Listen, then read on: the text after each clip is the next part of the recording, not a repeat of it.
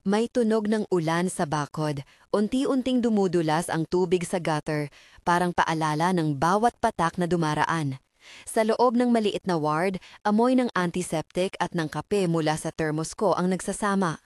Nakahiga si Ruben sa kama. Mahina ang paghinga pero nakangiti pa rin kapag may biro. Hawak ko ang kanyang kamay at napapahagod ako sa init ng balat niya na hindi katulad ng dati. Sandali, baka mahuli tayo ng chief doctor. Bungad niya, halos bulong, pero tumawa kaninang mahinahon. Yung tawa niya, ang dali niyang magpatawa kahit konti lang ang lakas, iyon ang parang ilaw namin sa madilim na gabi. Ako si Raquel, nurse, ina. May maliit na gabi-gabing negosyo na nagsimula lang bilang extra income para sa mga gastusin ni Mara at Lito. Probinsyana ako sa puso, lunggati sa gawa at naglalakad sa pagitan ng ospital, bahay at sari-saring papel bagay, remittance slips, bayarin, listahan ng bilihin. Asawa ko si Mike ay nagtatrabaho sa ibang bansa. Madalas siyang nasa call pero may sarili siyang mundo doon. Hindi ako nagpapanggap na hindi ito mahirap.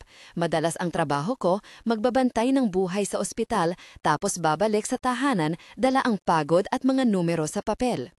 Kung gusto mong sumuporta sa kwento ng mga caregiver at makakuha ng practical tips, mag-subscribe at i-like muna ang video. Madali lang, tulong na iyon para marami pang makaalam ng mga simpleng paraan para makabangon.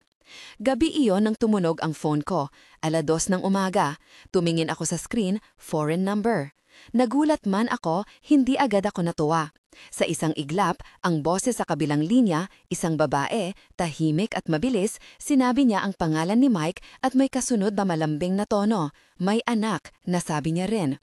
Hindi ko kailangan maraming salita para maintindihan.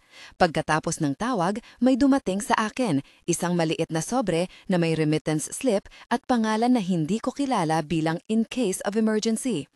Hawak ko ang papel at parang napuno ng malamig ang dibdib ko. Tumigil ang kwerto para sa isang segundo. Hindi dramatic ang aking reaksyon, hindi ako sumigaw. Lumuhod ako sa may kama ni Ruben at naghilamo sa banyo, nag-iyak ng tahimik habang nakaluhod sa malamig na tile.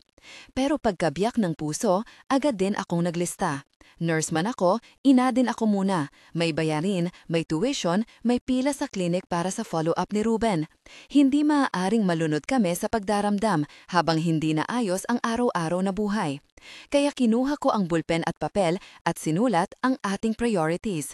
Tubig at kuryente, renta, school supplies para kay Lito, meron pang medikasyon na kailangang bilhin. Sinulat ko rin ang mga posibleng tinubuan namin na pagkakagastusan sa susunod na buwan. Nang matapos ang listahan, niyakap ko ang papel na parang agaran itong proteksyon. Tinawagan ko ang pastor namin. Hindi ako magaling humingi. Practicing nurse ako, sanay magbigay ng pag-asa sa iba pero nakakaawa rin kapag ako mismo ang nangangailangan. Sa kabilang linya, marahang nag-request si pastor na manalangin kami ng sandali at sinabihan niya ako ng konkretong bagay. May pondo ang simbahan para sa emergency at baka may kapitbahay na pwedeng mag-alaga ng mga bata sa mga oras ng kimo. Ilang oras lang at may dumating na si Aling Nene, kapitbahay, may bitbit na hapunan at may tsinelas pa para kay Lito na malapit nang pumasok sa school. Umupo siya sa aming sala at nagbigay ng payo na hindi moralizing. Simple lang, maglista ka Raquel, ano ang importante ngayon? Yung tanong na iyon ang naging pangalawang haligi ng desisyon namin. Hindi ko ipinakita sa kanila ang lamig na naramdaman ko nang mapunta sa envelope ang pangalan na iyon. Pinili kong mag-focus sa kung anong magagawa ko agad. Nagtanong ako kay Ruben kung ano ang kaya niyang gawin na hindi ikapapabigat sa kalagayan niya. Siya, sa loob ng kanyang limitasyon, nagmalasakit pa rin tulad ng dati. Alam mo Rock, sabi niya, mahina pero malinaw. Baka dapat subukan natin ang maliit mong panaderya at kape. Simple lang, pang-itak ng bayarin, hindi kailangan malaki. Tumawa siya ng bahagya at ulit na namang biniro ang sarili. Sandali, baka mahuli tayo ng chief doctor. Pero ngayong gabi, hindi ito biro lang. Ito ay paaala na kahit sa gitna ng gulo, kailangan naming huminga at kumilos. Mula sa maliit na biro, doon kami nagsimulang magplano. Hindi kami nagkaroon ng pondo, hindi agad, pero nagkaroon kami ng mga natitirang sentabos sa tasa. May ilang piso na itinabi ng mga estudyante ni Mara sa kanilang maliit na baon na gustong ibigay bilang investment. Pinagbuklod namin ang kaunting pera, PHP 500 lang sa umpisa upang bumili ng harina, asukal at kakape.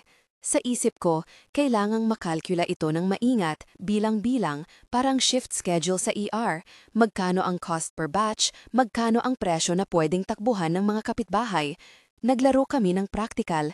Kung ang isang pandesal ay ibebenta ng PH8 at isang batch na may 50 pandesal ay dagamit ng lahat ng harina na PH200, tubo na agad siguro, pero kailangan ding isaalang-alang ang gas at oras. Simpleng math lang, maliit na puhunan, madaling bilis ng kita. Si Mara, 12 taon na noon, agad na nag-volunteer. Natutunan niyang magbilang ng change, naisip ang presyo ng coffee na PH15 para sa maliit na cup na may simpleng leche at isang pandesal. Si Lito naman, 6 na gulang pa lang, masaya sa pagiging assistant sa paglalagay ng sigmo sa kahon ng mga tinapay. Nakakatawang isipin, mababaw pero totoo, na ang pag-asa ay nahuhubog sa mga araw-araw na gawain. Ang pagkakaayos ng kwarto ng mga bata, ang pagsasaayos ng shift ko sa ospital para makatulong, ang paglalagay ng maliit na signboard na ang nakasulat ay pandesal ni Lolo Ruben. Sa unang linggo, simple lang ang operasyon namin. Nagkakaroon ako ng 2-hour break sa pagitan ng shift kung saan nagmamadali akong umuwi para i-prove ang dough ni Ruben. Siya ang mas may pasensya sa paghuhurno. May araw na sabog sa ulo ko ang pagod. Mga beep ng monitor, mga tawag ng pamilya, sumisirit na pagod sa balikat. Pero kapag nasa kusina, may katahimikan na kakaibang nagpapalakas. Ang amoy ng tinapay na bagong luto, malinamnam, maalinsangan, ay parang gamot din sa pagod. Habang niluluto namin ang una naming batch, nagbiro si Ruben ng mga simpleng anekdota mula sa nakaraan, kung paano siya natutong mag-bake sa buhay sa probinsya, kung ano ang mga sulyap niya nang makita niya kaming tatlo nung una.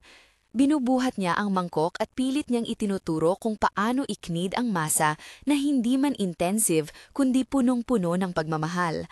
Hawakan mo ng buong puso, sambit niya, pero wag masyadong masakit, wag mong saktan, Raquel. Nagkataon, may malumanay na tawa na sumunod. Ilang araw pagkatapos, naglabas kami ng maliit na placard at naglagay sa pintuan ng aming bahay ng maliit na mesa na may thermos ng kape. Ang unang customer ay si Mang Tonyo na patuloy na naglalakad palengke. Bumili siya ng 3 piraso at nagbigay ng ngiti na para bang natagpuan ang comfort sa simpleng pagkain. Mabenta ba ito? Tanong ko na pilit na may kaba. Umorder uli siya kinabukasan. May umabot din na estudyante mula sa my school, mga estudyanteng nagmamadaling bumili bago pumasok at bumalik sila upang magrekomenda sa iba. Sa loob ng 2 linggo, napansin namin na may pattern. Umaga ang peak ng benta, 3:00 ng hapon may maliit na spike kapag umuwi ang mga manggagawa at gabi naman kapag nag-shift sina nurses na katulad ko. Unang batch, ubos, hindi mo maipaliwanag ang ligaya. Hindi ito malaking tubo pero may saya kapag nakita mong may natutupad na listahan sa kapel, kuryente, tubig, baon ng bata. Habang lumalago ang maliliit na daily wins, may araw na may bigla ang pag-ubos ng pag-asa. Sa pagitan ng paggawa ng pandesal at pag-aayos ng mga sweldo, napansin ko ang paulit-ulit na ubo ni Ruben. Sa umpisa, akala namin sipon lang, na marahil konting pagkapagod. Ngunit palagi siyang napapagod, gumagamit na siya ng bandana sa leeg at hinihingal ng hindi proporsyonado sa aktibidad. Bilang nurse, alam kong may limitasyon ng aking pag-aalay at hindi ko dapat isalaysay ang lahat ng medical na detalye, pero alam ko ring kailangan na itong siyasatin. Dinala namin siya sa klinik, hindi dramatiko, hindi kagat sa emergency, pero malinaw na hindi basta-basta. Isang series ng appointments, x-ray, at doktor na may malumanay na tono. May lumalabas sa imaging, sabi ng doktor, hindi na detalyado pero malinaw sa tono niya na seryoso ito. Parang tumigil muli ang mundo ko, hindi dahil sa sorpresa na isang sakit, kundi dahil sa weight nito. Chemo sessions, oras ng recovery, financial implications. Doon nag-umpisa ang pinakamahirap na bahagi, maging nurse sa trabaho, caregiver sa bahay. 2 magkaibang mundo na sabay kong pinamamalakad. Sa ospital, sanay ako na magbigay ng impormasyon at mag-manage ng mga protokol. Sa bahay naman, ako rin ang nag-aalaga ng emosyon. Walang checklist na po pwede mong i-follow ng buong-buo kapag ang nakakamatay o malubhang kondisyon ay tumama sa pinakamamahal mo. May mga numero, pero hindi sapat ang numero para pigilan ang takot. Ang schedule namin ng negosyo ay sinabayan ko ng mga appointment ni Ruben. May mga araw na ako na lang ang naghahurno dahil kailangan niyang magpahinga. May mga gabi na nagkikita kami sa sala, siya nakaupo, ako nakayuko, at may maliit na table namin ng listahan ng mga gastusin at mga bagong order. Minsan, habang nagluluto ng kape, sasabihin niya ng may halong biro, "Saan na ba ang order namin? Huwag mo akong iwan ha." At tatapikin niya ang aking kamay. Ang simpleng haplos at ang pagtingin niya sa akin, iyan ang nagpapalakas sa akin. Minsan, dumadaan kami sa mga ganitong sandali. Tahimik, may maliit na pag-iyak, pagkatapos ay agad nagbabalik sa trabaho. Parang shift na kailangang gampanan. Doon ko natutunan ang kahalagahan ng community scaffold. Hindi namin ito kaya nag-isa. May mga araw na ang mga kapitbahay ay nagdadala ng pagkain. Si Aling Nene, na dati naming kinakatiggan lang para sa maliit na tsismis sa barangay, ay naging tulong sa pagbabantay ng mga bata kapag ako ay nasa klinik. May umuwi rin na donation mula sa simbahan. Hindi malaking halaga, pero sapat para pambayad ng isang chemo copay at ng isang buwan ng kuryente. Hindi kami pinasa sorry, binigyan kami ng practical help. Kapag nagsara mula sa pagkwento, may naglalagay ng plastic bag sa pintuan na may bigas at gulay. Si Pastor, tuwing may panalangin sa community, lagi niyang binabanggit ang pangangailangan ng mga caregiver at kung paano maaaring makialam ang simbahan sa mga maliliit na paraan. Schedule ng volunteers, listahan ng mga contacts para sa legal at practical help kung kinakailangan. Habang papalalim ang sakit ni Ruben, tinutukan ko lalo ang maliit na negosyo bilang hindi lang income stream kundi bilang therapy. Ang coffee corner namin ay hindi na lang lugar para bumili ng kape. Naging lugar ito ng mga tao para magkwento. May nagdala ng bagong customer na matatag ang katahimikan. Isang guro na palaging pumapapel sa grupo. At siya ang nagsuggest na mag-set up kami ng maliit na whiteboard kung saan isusulat ang daily specials at mga simpleng tips sa budget. Naalala ko ang sinabi ng pastor, community as scaffold. Minulat namin ang aming coffee corner bilang maliit na community hub. May libreng mainit na tsaa para sa mga nag-aalaga, maliit na shelf na may mga pamphlets tungkol sa caregiver support. Simple lang, listahan ng mga contacts, saan humihingi ng tulong sa barangay, simpleng checklist para sa emergency fund.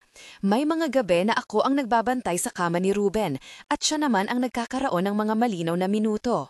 Umuwi kami minsan mula sa klinik at habang pinapainit ko ang pandesal na naiwan, napansin ko siyang nakatitig sa labas. "Alagaan mo ang mga bata," malumanay niyang sinabi. Hindi ito bagong utos, lagi na niyang sinasabi sa akin, pero ngayon may bagong bigat. Ang simpleng pangungusap na iyon ang parang payo, command at pakiusap na nakasama. "Ayos lang lolo," sagot ni Mara mula sa sulok, nagbibilang ng mga barya. May mga pagkakataon na hindi namin sinasabi lahat ng takot sa harap ng mga bata. Hindi dahil tinatago namin ang katotohanan, kundi dahil pinipiling protektahan sila mula sa biglaang pag-ikting. Nagkaroon kami ng candid conversations tungkol sa dignidad at kahandaan, hindi dramatiko. Umuupo kami sa sala, may maliit na album ng larawan at tinitingnan ang mga lumang litrato. "Kung sakali man," sabi ni Ruben, "ayaw kong magulo, basta alagaan mo ang mga bata." Napuno ako ng damdamin, hindi ko hinahayaan ang luha na dumaloy, pinipilit ko na maging practical ulit. Ano ang more important tasks ngayon? Mag-ayos ng will? Iyan ay isang bagay na tinukoy na hindi ito ang oras para sa legal na discussion, indeterminate sa mga legal steps. Pinili naming magtago muna ng mga dokumento, birth certificates, school records, sa isang lugar na alam namin ng masyadong kaunting tao. Ito ay hindi dramatic na hakbang, isa lang itong sistemang maayos para sa kinabukasan. Habang lumalalim ang treatment plan, hindi natin ilalagay ang technicalities, ang epekto sa negosyo ay hindi rin maikakalila. May mga araw na wala kaming oras, may mga bakery orders na ni-reschedule namin ng hindi regular dahil kailangan ng session ni Ruben o kailangan kong mamahinga pagkatapos ng night shift. Ngunit ang community ay nariyan upang punan ang gap. Si Ate Joy mula sa church choir, volunteered na tumulong tuwing Sabado para maghurno kapag kami ay nasa clinic. May mga kabarangay na bumili ng extra pandesal at nagbigay ng cash donation. May ilang customer na nagbayad ng advance para sa kanilang lingguhang supply. Unti-unti, ang coffee corner ay nagiging cushion din para sa amin, hindi lang para sa pera, kundi para sa pagsasanay ng resilience. Sa kabila ng lahat ng practicalities, hindi nawawala ang mga maliliit na sandali ng kaligayahan. Tinuturuan ni Ruben si Mara kung paano i-seal ang craft paper ng maayos at kung paano gumawa ng smiley face gamit ang koko sa ibabaw ng kape. Si Mara, bagamang bata, ay nalalambing sa ganitong responsibilidad. May aral ng pagkakapanatag na hindi basta natutunan sa libro. May mga araw na nagkakaroon kami ng simpleng celebration kapag naubos ang buong batch, kita ng 400 to 500 pesos at sinusulat ko ito sa aming ledger bilang victory. Malaki man o maliit, bawat PHP ay may kwento. May pagkakataon na nagulat ako sa sarili ko na nakakatawa pa rin kami sa gitna ng unos. Isang gabi, habang naghahalo ako ng dough at si Ruben nakaupo lang, sinubukan niyang mag-rap tungkol sa sabi-sabi ng kapitbahay at ako'y nagtawang malakas kahit sinusukuan ako ng pagod. Umiling-iling ang mga kapitbahay sa labas, pinapakinggan kami na parang palabas sa TV. Sa mga ganitong pagkakataon, nagsisilbing ointment ang katatawanan, hindi pagmamaliit sa seryosong sitwasyon, kundi paraan para hindi kami tuluyang maubos. Isa sa pinakamahalagang bagay na natutunan ko ay ang pagbuo ng emergency fund. Simpleng prinsipyo, isabit sa isang garapon ang mga sentabos at piso mula sa benta. Kahit 20 pesos kada araw, hindi mahalaga. Ang habit ang pinakamahalaga. Kung kailangan mo ng ideya, gawin mong bahagi ng routine ang pagtatabi ng 10% ng kita. Sa unang buwan namin, ang itinabi namin ay maliit lang, 1,200 pesos. Pero ang pagkakaroon ng laman sa garapon ay pagbibigay ng kalmado sa gabi. Kapag may kailangan, may pwedeng kunin agad. Kapag wala, hindi nawawala ang tiwala na may plano kami. Nulit hindi mawawala ang mga takot. Bawat tawag mula sa ospital, bawat appointment, may kasunod na tanong. Paano kung hindi na? Ano ang mangyayari sa negosyo? Sino ang mag-aalaga sa mga bata kapag wala na ako? Mga practical na tanong na hindi dapat pinapagalitan, kundi hinaharap ng may katotohanan. Sa isang gabi, habang pinipilit kong ipaliwanag kay Mara ang simpleng takeaways mula sa hamon namin, napaaninag ko sa kanya ang kakaibang pagtitimpe. Mama, ano kung mawawala si Lolo? Isang tanong na simple pero malalim. Huminga kami ng sabay, ako, si Mara at si Ruben na nagmamasid.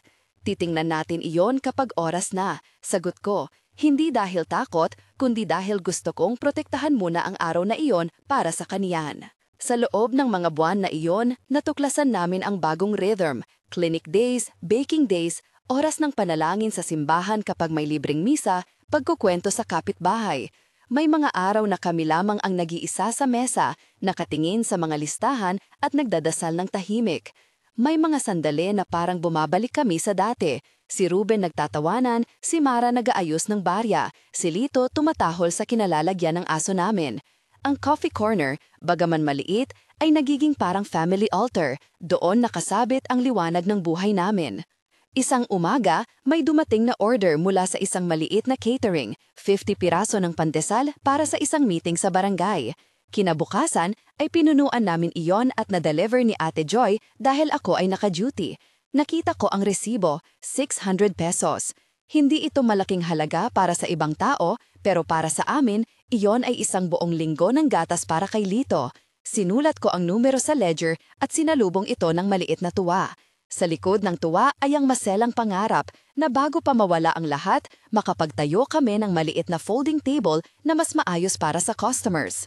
Pero may mga pagbabago. May lumitaw na mas matinding simptomas kay Ruben, madalas na pagod at may mga pagkakataon na nawawala ang gana niyang kumain. Hindi ako nag-assume, tinawag namin ang doktor at nag-set kami ng schedule para sa susunod na consultation. Sa bawat pag-ikot ng appointment, parang umiikting ang tensyon sa loob ko. May sandali na nag-iisip ako kung sapat ba ang pagiging namamagitan. Nurse man ako, asawa rin ako, kung paano ko hahatiin ang sarili ko. May mga gabi na ako'y nakaupo sa kapitbahay, humihinga ng malalim at nag-iisip ng mga numero sa papel, gasto sa susunod na buwan, inaasahang kita mula sa coffee corner at ang lista ng mga taong pwedeng tumulong kung mas lumala pa ang sakit. Isang hapon, nakaupo kami sa kusina at si Ruben ay sumasabak na magsabit ng bagong sign. Malambot ang mga kamay niya, halatang naglalamig ang ilang daliri. Sandali, baka mahuli tayo ng chief doctor, sabi niya muli. Ito na para sa amin ay hindi lang biro kundi parang gentle reminder para magmadali sa importante at huwag kainin ng takot ang panahon. Tumingin ako sa kanya at tumawa ng mahinahon. Hindi kita iiwan, sagot ko.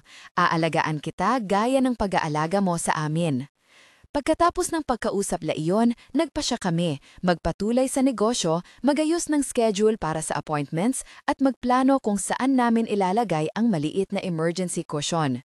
May mga araw na parang maraming puwang para sa pag-asa, may mga araw naman parang marami ring hadlang. Ngunit sa gitna nito, ang coffee corner ang patuloy na nagbibigay ng literal at figurative warmth, nilaot ang aming araw sa pamamagitan ng mainit na pandesal at tasa ng kape. Isang gabi bago ang isang importanteng consultation, habang pinapainit ko ang huling batch ng pandesal, tumunog ang monitor ni Ruben. Ang steady beep na dati ay pamilyar lang sa akin sa ospital, ngayon ay sa loob ng aming maliit na bahay. Nakaupo siya sa kama at nakatingin sa akin. Siguro handa ako, bulong niya. Hindi ako agad sumagot, sumandal ako sa counter at nang malakas kong hininga, naalala ko ang unang araw nang sinimulan namin ang negosyo. Ang takot, ang maliit na saya, ang pagdududa. Hindi ko inisip na magiging ganoon kalalim ang ating paglalakbay. Habang inaayos ko ang mga trays para sa umaga, naglista ako sa papel ng mga priorities para sa darating na linggo. Schedule ng appointments, inventory para sa harina, listahan ng mga contacts sa simbahan at kapitbahay para sa backup care, at ang maliit na halaga na kailangan naming itabi para sa copay ng treatment. Nakaayos ang mga numero sa isang column, simpleng math, input at output, plano at contingency. Pero hindi sapat ang math. Kailangan din namin ng puso at ng boses ng komunidad.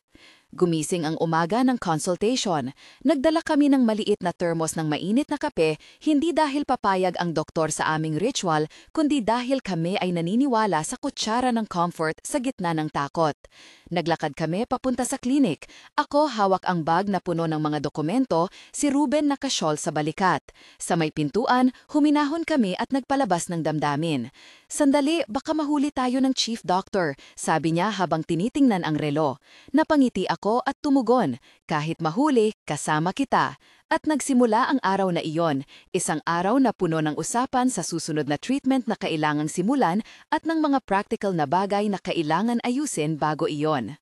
Habang nakaupo sa waiting area, napapalibutan kami ng mga ibang pamilya. May nakasuot ng hospital ID, may mga kumakarga ng gamot, may mga nakayuko na nagbibilang. Parang maliit na ecosystem ng mga taong hindi perpekto ngunit kailangan ang suporta. Tumunog ang phone ko, isang text mula kay pastor. Nandito kami para tumulong, sabihin lang kung ano.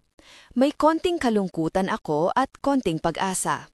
At doon, sa gitna ng mga tunog ng waiting area, pagbukas ng pinto, maliit na pag-usap at ang amoy ng sterile wipes, naramdaman ko ang bigat ng desisyon. Handa na ba kami? Lumabas ang doktor at tiningnan kaming dalawa. Hindi ko ilalahad ang technical na detalye, sapat na ang pagkakaalam na may seryosong kondisyon na kailangan ng interbensyon. Sa panahong iyon, nakaupo lang kami at nagsagot ng mga tanong. Ano ang mga layunin, ano ang mga posibleng epekto, at ano ang mga susunod na hakbang. Nagpasya kami kasama ang doktor, hindi dahil pinilit, kundi dahil pinag-usapan namin ang mga prioridad, dignity, kalidad ng oras, at practical arrangements ng pamilya. Bago kami umalis, hinawakan ko ang kamay ni Ruben at nag-isip ng mga bagay na dapat gawin sa bahay. Pag-aayos ng mga dokumento, pagpapadala ng text message sa kapitbahay para sa backup sa mga araw ng treatment, at pag-update ng signboard sa coffee corner para ma-accommodate ang limited schedule. Sa pag-uwi, nakapagmumuni-muni ako habang naglalakad kami papasok ng aming gate. Nakita ko ang maliit na mesa sa labas na may natitirang pandesal at isang tasa ng kape. May dumaan na kapitbahay na nagbigay ng maliit na wink at isang maliit na papel na may 200 pesos na nakasulat bilang para sa groceries. Hindi malaki, ngunit daid pa nito ang karamihan sa mga salita. Bumisita kami sa kusina, nilagay ko ang lista sa counter at sinimulan ang pag-aayos. Si Ruben ay umupo at ngumiti. "Sandali lang," sabi niya. "Basta, huwag mong kalimutan, alagaan mo ang negosyo ha, at alagaan mo rin ang sarili mo." Tumango ako at sa loob ng kanyang mahinang ngiti ay nakita ko ang determinasyon. Ngayon, nasa puntong iyon kami. May planong treatment na sinimulan sa susunod na linggo, may maliit na negosyo na nagsisimulang kumita, at may network ng kapitbahay at simbahan na handang tumulong. Hindi tayo perpekto. May mga araw na natitisod, may mga bayarin na nagpapakaba sa akin, at may mga sandali na gusto kong sumigaw. Ngulit may isa ring bagay na malinaw, hindi kami nag-isa. At sa loob ng munting coffee corner sa tabi ng bahay namin, maraming maliit na kwento ng pag-asa ang unti-unting nabubuo. Mga kwentong hindi laging malinis, hindi lagi maganda, ngulit totoo. Habang inaayos ko ang mga trays at pinapainit ang huling batch ng pandesal para sa umagang orders, tumingin ako kay Ruben na nakahiga at humihinga ng mas mabuti. "Sandali, baka mahuli tayo ng chief doctor," bulong niya muli, at ngayon ang tono niya ay may halong kalakasan at pagdadamayan. Napangiti ako at lumapit para hawakan ulit ang kanyang kamay. Sa pagdampi ng aming mga palad, ramdam ko ang bigat ng darating na linggo. Mga tawag, mga appointment, mga delivery, at mga bagong responsibilidad. Ngunit, ramdam ko rin ang liwanag ng mga maliliit na panalo. Isang batch na naubos, isang kapitbahay na tumulong, isang 200 pesos donation na dumating sa mesa. Sa oras na iyon, habang inaayos ko ang mga listahan, nag-type ako ng message sa group chat ng Coffee Corner. "Magkakaroon tayo ng delivery para sa barangay meeting bukas. Kailangan ko ng volunteer para mag-bake kapag ako ay nasa klinik. Sino?" Nagbalik ang mga replies. "Ako. Minsan lang ako pwede, may dala akong harina." Ang maliit na network na iyon, ito ang tunay na lifeline. At sa isang maliit na banda ng tahanan, sa pagitan ng paghinga ni Ruben at ng amoy ng inihaw na pandesal, alam kong may mas maraming hakbang na kailangang gawin. Ngulit maghahanda kami, mag-iipon kami, magtatrabaho kami. At habang inihahanda ko ang thermos para sa umaga at inilalagay ang bagong listahan sa loob ng maliit na notebook na may label na emergency fund, napalingon ako kay Ruben at muli siyang napangiti. "Sandali lang," sabi niya, "dumami pa rin ang pag-asa kapag may kape." Tumawa ako ng mahina at sinagot, "Tara, magkape tayo, at pagkatapos ayusin natin ang schedule." Naglakad kami papasok ng bahay, dala ang maliit na pag-asa at mga simpleng plano. Alam ko na maraming hindi pa nasasagot. Ang magiging resulta ng treatment, ang future ng Coffee Corner, at kung paano kami magtatayo ng bagong normal kapag nagbago ang lahat.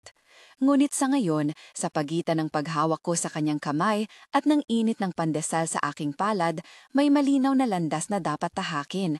Hakbang-hakbang, katamtaman ang bilis, may balanse sa pag-iyak at paggawa. Nagising ang umaga ng unang treatment na may malamig na katahimikan, hindi ng takot lamang, kundi ng pagkakaroon ng listahan ng gagawin. Inayos ko ang bag ni Ruben tulad ng pag-aayos ko sa sarili bago mag-duty, mga dokumento, maliit na bote ng tubig, termos ng kape para sa amin, at isang maliit na panyo na paborito niyang ipahid sa noo kapag mainit ang katawan. Si Mara ay tahimik habang tinutulungan ko, sunusukat ang mga maliit na paper cups para sa Coffee Corner corner orders. Si Lito naglalakad-lakad lang at humahawak sa isang piraso ng pandesal na medyo pinigilan pa naming kainin dahil kailangan pang i-reserve para sa delivery. May mga simpleng galaw na paulit-ulit, ito ang ating bagong ritual, maghanda, magayos, magtawid. Sa biyahe papunta sa klinik, tahimik kami ni Ruben. Hindi mo inaasahan ang katahimikan ng isang taong lagi mong kausap sa kusina o sa sala. Naiisip ko ang mga tanong na hindi ko sinasagot sa mga bata at iniilalim ko sa bulsa ang mga anino ng pag-aalala. Hindi ako perpekto sa pagpapalakas, minsan nauubos din ang energy ko. Pero may mga practical na bagay na kailangang gawin. Ang coffee corner orders na nakaschedule, ang listahan ng groceries, at ang isang maliit na ulat ng kita na kailangan kong isubmit sa aming ledger bago matapos ang araw. Lumipas ang unang linggo ng treatment na parang isang serye ng maliit na pagsubok. Hindi lahat ng araw ay pareho. May araw na may pag-angat. Si Ruben ay may lakas na magbiro at tumulong sa pag-ihaw ng pandesal. At may araw na mahina siya at siya ang nasa kama, habang ako naman ang nagluluto at nag-aayos ng mga order. May mga oras na may konting pagsusuka at pagkaantok at may mga gabi na halos wala siyang gana kumain. Hindi ako pumupuslit sa pagiging nurse na nagbabala ng worst-case scenario, hindi iyon nakakatulong, kundi tinatanong ko ang doktor sa mga practical na bagay. Paano namin gagawing mas komportable ang biyahe papunta at pabalik sa klinik? Ano ang pwedeng ihanda para sa madaling pagkain? At anong oras dapat namin ischedule ang mga delivery para hindi siya mapagod? Ang community scaffold na nabuo namin ay tunay na lifeline. Si Ate Joy, na dati ay isang regular na customer lang, ay nag-volunteer ng higit pa sa paghurno. Nagdala siya ng extra pans para sa baking at nagturo pa ng ilang tips kung paano mag-scale ng batch kapag dumami ang orders. Si Pastor ay nag-coordinate ng schedule ng volunteers. Minsan may dumating na 2 taong maghurno para sa amin. Minsan may nag-volunteer na magbantay sa tindahan nang magkasabay ang clinic at shift ko. Si Aling Nene ay nakalista bilang backup babysitter. Kapag ako ay naka-duty ng gabi, siya ang magigising sa pag-aalaga sa mga bata. May isang estudyanteng teacher na nagbigay ng stock ng flyers para sa coffee corner at nagsuggest na gumawa kami ng maliit na loyalty card. 10 kape, libre na ang susunod. Maliit lang, pero nagpatibay ng dumadaloy na kita. Habang tumitibay ang negosyo, naging malinaw ang isa pang bagay, kailangan ng proseso. Gumawa kami ng simple bookkeeping, hindi formal na accounting, kundi isang maliit na notebook na may 3 column: inputs, harina, asukal, gas, outputs, benta, at ang portion na ilalagay sa garapon para sa emergency fund. Nakatulong ito na makita ang pattern ng kita. Kung ang average na araw namin ay kumikita ng 400 hanggang 600 pesos at kung 10% ng kita ay itatabi natin, malabong malaki agad ang makokolekta pero may momentum. Nang una kong nakita ang lumalaking laman ng garapon, parang may malilihit na ilaw sa nakaharap, mga bagay na hindi agad malaki pero may kabuluhan. May araw na nagkamali kami sa scheduling. May malaking order na sinabi ng client na maaga at nasabay yon sa chemo session ni Ruben. Nagpanik ako sandali. Kung sino man na caregiver ay alam ang ganitong panic. Paano mo paghahatiin ang oras? Pero hindi kami nag-iisa.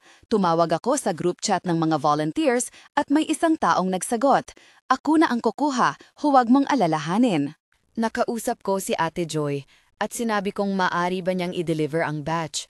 Pumayag siya at nagdala ng extra change para sa customer. Maliit na bagay para sa iba, malaking ginhawa para sa amin.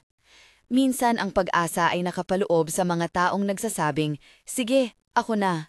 Hindi ito nagpapawala ng problema, pero nagbibigay ng puwang para huminga.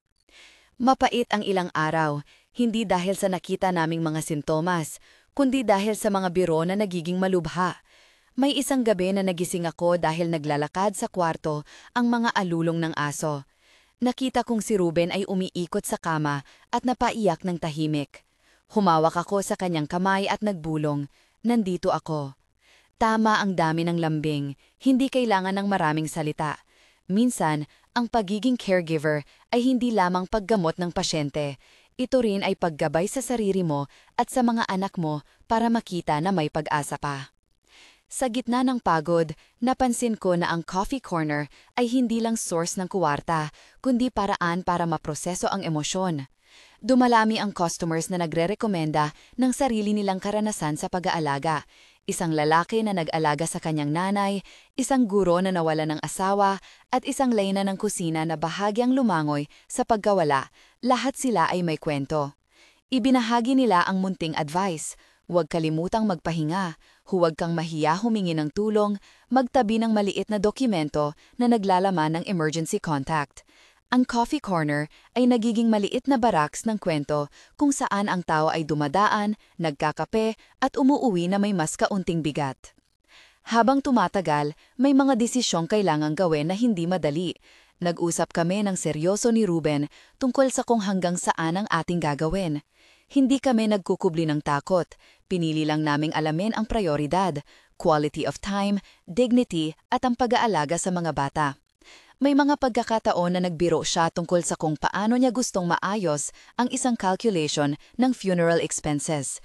Hindi sa morbid na paraan, kundi sa practical kung paanong hindi bibigat sa amin ang mga susunod na buwan.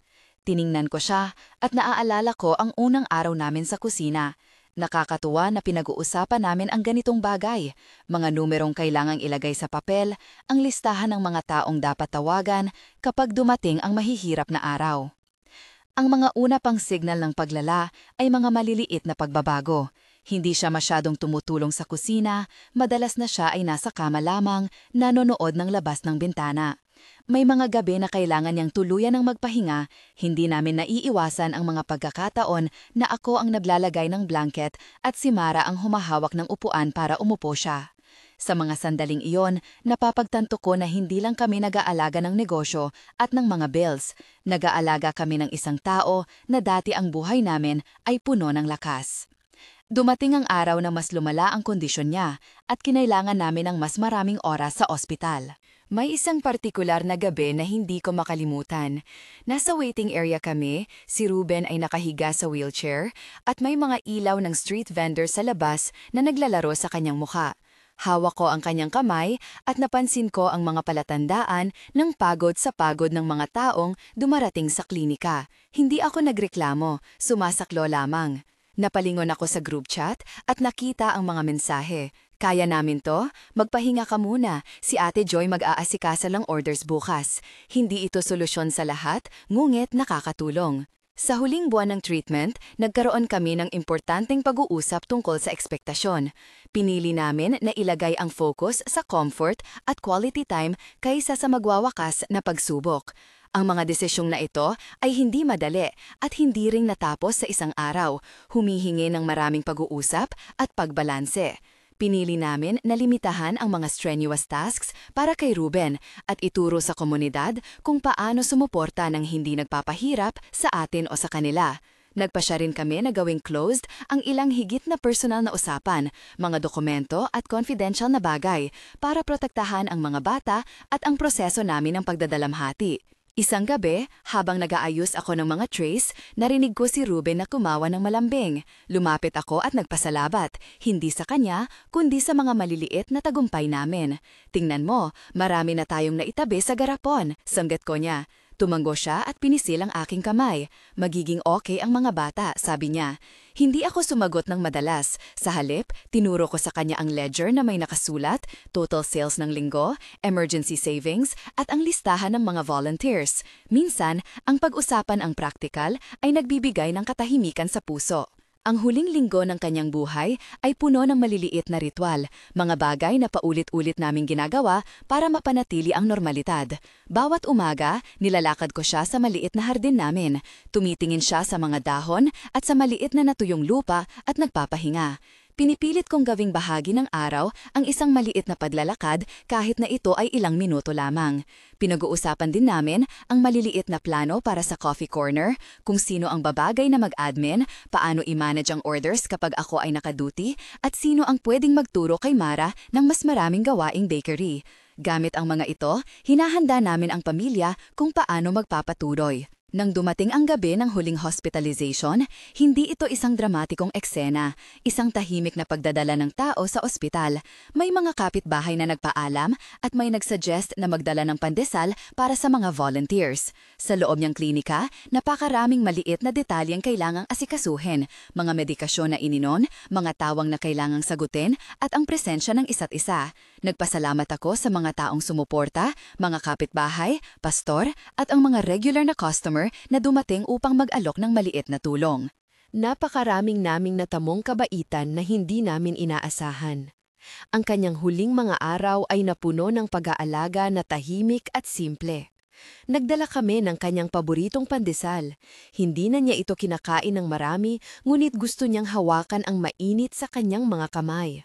May mga sandali ng katahimikan at may mga sandali ng maliliit na pag-uusap. Ang mga lumang kwento, ang mga simpleng gawain na parehong naming ginugunita, at ang mga kapirasong biro na paulit-ulit niyang sinasambit. Isang hapon, habang nag-aayos ako ng maliit na plato ng pandesal, tumingin siya sa akin at sinabing, "Alagaan mo ang mga bata." Hindi ito bagong utos, ngulit ngayon may bigat na dala. Tiningnan ko siya, huminga ng malalim at sinagot, "Aalagaan tita, aalagaan ko sila." Noong dinala kami pabalik sa bahay para sa ilang mahalagang sandali, inilipat namin siya sa kama sa sala para makasabay siya ng tawanan at ng tunog ng coffee maker. Inulit niya ang biro niya ng napakahina. "Sandali, baka mahuri tayo ng chief doctor." Napangiti ako at napaiyas ng tahimik.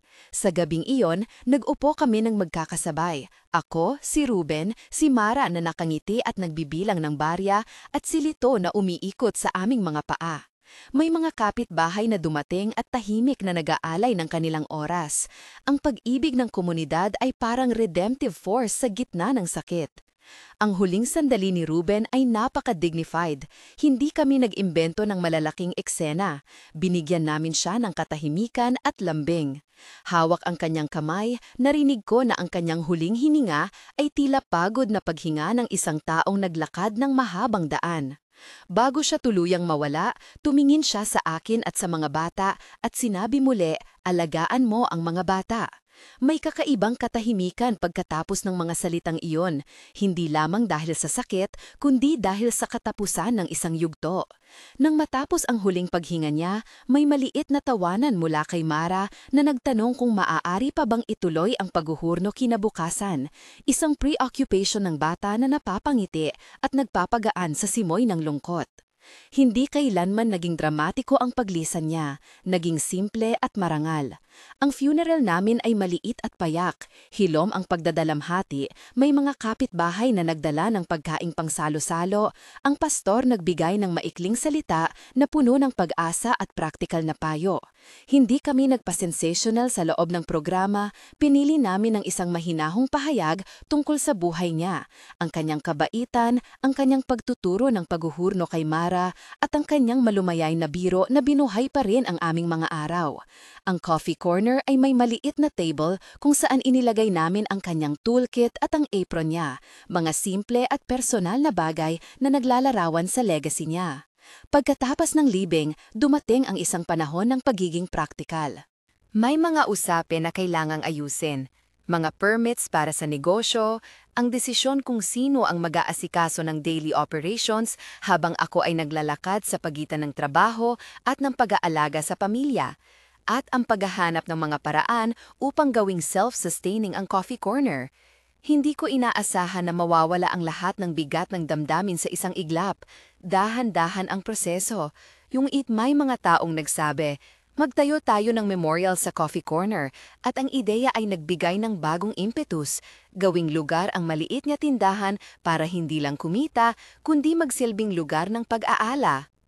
Ang coffee corner ay naging sentro ng maliit na memorial, isang maliit na collage ng mga litrato ni Ruben na may caption na "Salamat, Lolo Ruben", at isang maliit na libro kung saan ang mga customer at kapitbahay ay nagsusulat ng kanilang mga huling salita. Hindi namin hinangad ang malaki, ngunit ang mga simpleng reminders na iyon ay nagbigay ng comfort sa amin. Ang unang linggo pagkatapos ng kanyang pagpanaw ay mahirap. May mga oras na umiiyak ako ng walang dahilan at may mga oras na nagbubukas ako ng ledger at natatawa sa mga maliit na entry na nagiging testamento ng aming resilience. Hindi naglaon, nagpasya akong mag-organisa ng unang session ng caregiver support group na inisip namin. Ito ay simple, isang maliit na meeting sa barangay hall, libre at bukas sa lahat ng nais dumalo. Nag-iwan kami ng announcement sa coffee corner at nagpaskill ng flyers. Ang agenda ng unang session ay malinaw at practical, pagpapakilala, pagbahagi ng mga kwento, at pagbabahagi ng simpleng tips na nakatulong sa amin. Paano mag-set up ng emergency fund, ang basic ledger system namin, at paano humingi ng tulong sa kapitbahay o simbahan. Hindi kami nagbigay ng medical advice. Ang focus ay support at practical tools. Sa unang session, sumipot ang 5 tao. 3 babae na caregiver sa kanilang matanda, 1 lalaki na nag-aalaga sa asawa, at 1 kapwa nurse na nais mag-volunteer sa pag-organisa ng future sessions. Nag-umpisa kami na may simpleng pag-ikot. Bawat isa ay may 3 minuto para magbahagi ng kanilang kasalukuyang pinagdadaanan. May mga luha at may mga nguni.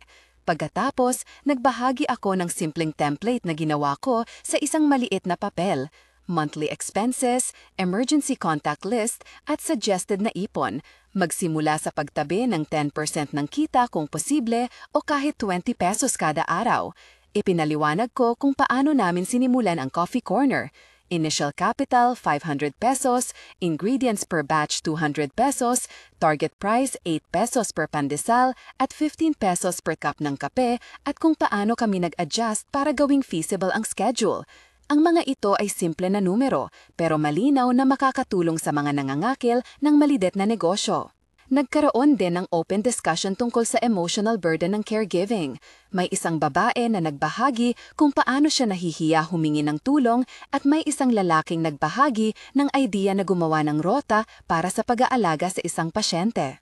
Ang exchange ng practical na ideya ay mahalaga. Sino ang pwedeng tumulong kapag kailangan ng transportasyon, sino ang pwedeng maghanda ng meals, at saan humihingi ng financial assistance sa barangay o sa simbahan. Hindi kami nag-aalok ng doctor advice, kundi mga local na resources at mga taong pwedeng tumulong. Mula noon, nagpursige kaming gawing regular ang meeting tuwing 2 Sabado ng buwan.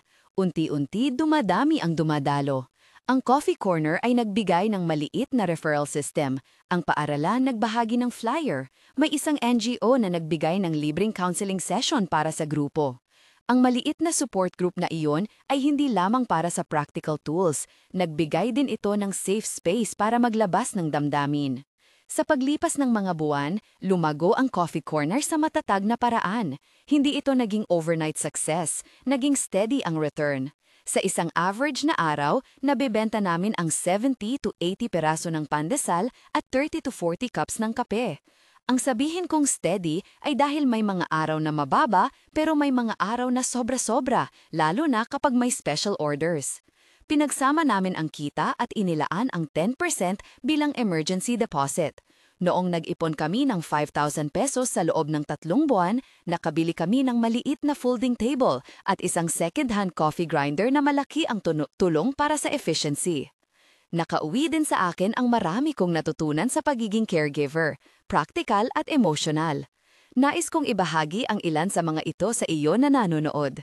Una, mag-set up ng maliit na emergency fund. Kahit 20 o 50 pesos kada araw ay may epekto. Pangalawa, gumawa ng simpleng ledger, malinaw na listahan ng inputs at outputs. Pangatlo, alamin ang local resources, barangay, simbahan at mga volunteers. Pang-apat, huwag mahiya humingi ng tulong. At pang-5, itulo ang mga simpleng responsibilidad sa pamilya, lalo na sa mga bata, para may continuity kapag may biglaang pagbabago. May mga practical tips din kami para sa maliit na business na pwede mong subukan kung gusto mong mag-umpisa. Simulan sa maliit na puhunan, 500 to 1,000 pesos para sa basic ingredients. Planuhin ang pricing. Kung ang pandesal mo ay costs 4 pesos bawat isa at ibebenta mo ng 8 pesos, may margin. Isama ang maliit na add-on na coffee na mabenta ng 15 pesos para sa dagdag na kita. at mag-set ng simple target. Kung kikita ka ng 400 pesos kada araw, ibig sabihin 12,000 pesos kada buwan. At kung makakapagtabi ka ng 10% bawat linggo, may reserve ka rin after some months. Huwag asahan na magiging madali agad. Importante ang consistency at good relations sa kapitbahay at mga customer. Sa isang pagkakataon, naalala ko ang sinabi ni Ruben noong nagsimula kami. Hawakan mo ng buong puso pero huwag masyadong masakit. Para sa akin, ang ibig niyang sabihin ay magpakasipag pero hindi kailanman ilagay ang sarili sa bingit ng lubos na pagkaubos. Natutunan ko ito ng masakit ang aral. Bilang caregiver at breadwinner, kailangan mang humanap din ng paraan para magpahinga. Ang simpleng schedule na may backup volunteers, ang pagkakaroon ng maliit na emergency fund at ang pagbabahagi ng responsibilidad ay nakatulong upang hindi ako tuluyang maubos. Ilang buwan pagkatapos ng libing ni Ruben, nagbukas kami ng isang maliit na corner sa coffee shop na may maliit na shelf ng mga pamphlet tungkol sa caregiver support, mga contacts ng barangay, hotline ng counseling services, at simpleng checklist sa home care. Hindi kami nag-aaking mga eksperto, nagbahagi kami ng aming karanasan at ng mga practical na steps na ginawa namin. Ang reaksyon ng komunidad ay sobrang positibo. May mga pumupunta at nagdadala ng pagkain, may mga nag-volunteer na magturo kung paano mag-scale ng batch at may ilang nag-donate ng second-hand baking tools. Sa lahat ng ito, may mga araw pa rin na umiiyak ako ng bigla. Hindi mawawala ang lungkot. Natututunan ko lamang kung paano mamuhay kasama ang lungkot na iyon. Sa pagdiriwang ng maliit na tagumpay, kapag natapos ang isang malaking order o kapag may bagong volunteer na sumipot, nararamdaman ko ang presensya ni Ruben sa mga detalye, ang paraan ng paghalo ng masa na itinuro niya, ang maliit na marka sa aming papel na pandesal ni Lolo Ruben, at lalo na ang mga biro niya na paulit-ulit naming sinasambit sa kusina.